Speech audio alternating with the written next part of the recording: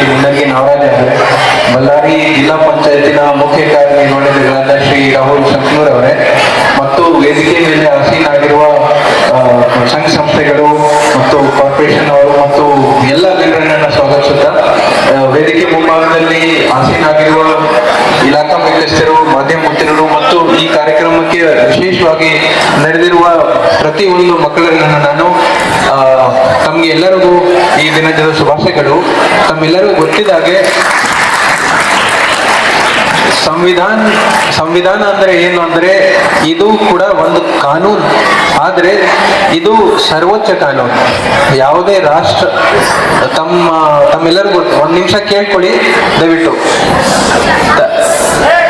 ಈ ಸಂವಿಧಾನ ನಮ್ಗೆ ಅಷ್ಟು ಸುಲಭವಾಗಿ ಸಿಕ್ಕಿಲ್ಲ. ಬಹಳಷ್ಟು ಹೋರಾಟದಿಂದ ಆದ್ಮೇಲೆ ನಮ್ಮ ರಾಷ್ಟ್ರಕ್ಕೆ ಸ್ವಾತಂತ್ರ್ಯ ಸಿಕ್ಕಿದ ಮೇಲೆ ನಮ್ಗೆ ಈ ಒಂದು ಸಂವಿಧಾನವನ್ನ ಸಿಕ್ಕಿದೆ. ಇದಕ್ಕೆ ಬಹಳಷ್ಟು ಮಹಾನ್ ವ್ಯಕ್ತಿಗಳು ಹೇಳ್ಬೋದು, ಅವರು ಅಥಕ್ ಪರಿಶ್ರಮದಿಂದನೇ ನಮ್ಗೆ ಈ ಸಂವಿಧಾನವನ್ನ ಸಿಕ್ಕಿದೆ. ಸೊ ಹಾಗಾಗಿ ನಾವು ಪ್ರತಿ ದಿವಸವನ್ನ ಇದನ್ನ ನೆನೆಸ್ಬೇಕು. ಆ ಸಂವಿಧಾನದಲ್ಲಿ ಇರ್ತಕ್ಕಂಥ ಪ್ರತಿಯೊಂದು ಶಬ್ದ, ಪ್ರತಿಯೊಂದು ವರ್ಡ್, ಅದರದ್ದು ಒಂದು ಮೀನಿಂಗ್ ಇದೆ. ನಾವು ಇವತ್ತು ಈ ರಾಷ್ಟ್ರದಲ್ಲಿ, ಈ ರಾಜ್ಯದಲ್ಲಿ, ಈ ಸ್ಥಾನದಲ್ಲಿ ಕೂತ್ಕೊಂಡು ನಾವು ಈ ಒಂದು ಸಮಾರಂಭವನ್ನ ಏನ್ ಮಾಡ್ತಾ ಇದ್ದೀವಿ, ಇದಕ್ಕೆ ನಾವು ಸಂವಿಧಾನಿಗೆ ಋಣಿ ಆಗಿರ್ಬೇಕು. ಯಾಕೆಂದ್ರೆ ತಮ್ಗೆ ಗೊತ್ತಿರ್ಬೋದು, ಪ್ರಪಂಚದಲ್ಲಿ ಬಹಳಷ್ಟು ದೇಶ ಇದೆ, ಬಹಳಷ್ಟು ರಾಷ್ಟ್ರ ಇದೆ, ಅಲ್ಲಿ ಈ ರೀತಿ ಸ್ವಾತಂತ್ರ್ಯತೆ ಇಲ್ಲ. ಅದು ರೈಟ್ ಟು ಫ್ರೀಡಮ್ ಇರ್ಬೋದು, ರೈಟ್ ಟು ಸ್ಪೀಚ್ ಇರ್ಬೋದು.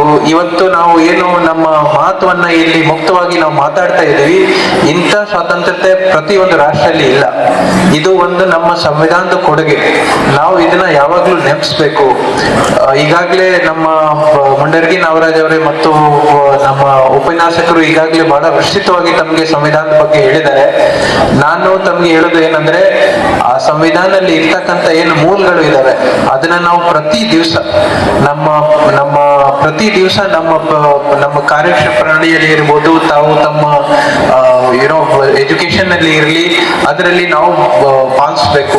ಅದರಿಂದ ನಮ್ದೇ ಮತ್ತು ರಾಷ್ಟ್ರದ್ದು ಕಟ್ಟಲಿಕ್ಕೆ ಆಪರ್ಚುನಿಟಿ ಸಿಗುತ್ತೆ. ತಾವು ಎಲ್ಲರೂ ಈ ದಿನವನ್ನ ಒಂದು ದಿನಕ್ಕೆ ಸೀಮಿತವಾಗಿ ನೀವು ಆಚರಿಸಬಾರ್ದು. ಇದನ್ನ ಪ್ರತಿ ದಿವಸ, ನಮ್ಮ ಪ್ರತಿ ಕ್ಷಣದಲ್ಲಿ ಇದನ್ನ ನಾವು ನೆನೆಸ್ಕೋಬೇಕು ಮತ್ತು ಸಂವಿಧಾನದಲ್ಲಿ ಇರ್ತಕ್ಕಂಥ ಸಿದ್ಧಾಂತಗಳನ್ನ ನಾವು ನಮ್ಮ ಜೀವನದಲ್ಲಿ ಪಾಲಿಸ್ಕೋಬೇಕು ಅಂತ ಹೇಳಿ ತಮ್ಮ ಎಲ್ಲರಿಗೂ ಮತ್ತೊಮ್ಮೆ ಈ ಶುಭ ದಿವಸದ ಶುಭಾಶಯಗಳನ್ನ ಕೋರುತ್ತಾ ನನ್ನ ಮಾತನ್ನ ಮುಗಿಸ್ತೀನಿ. ಜೈ ಹಿಂದ್. ಈ ಸರ್ಕಾರ ಒಂದು ಘೋಷಣೆ ಮಾಡಿದೆ.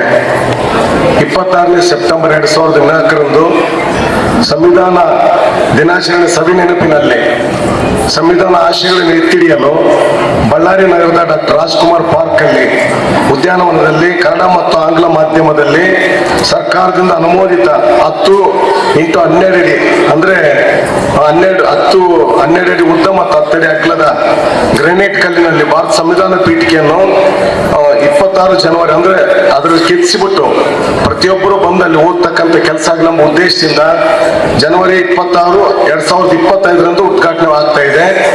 ನಾನು ಇದಕ್ಕೆ ದಯಮಾಡಿ ಎಲ್ಲರೂ ಅಲ್ಲಿ ಆ ದಿನ ಇರಬೇಕು.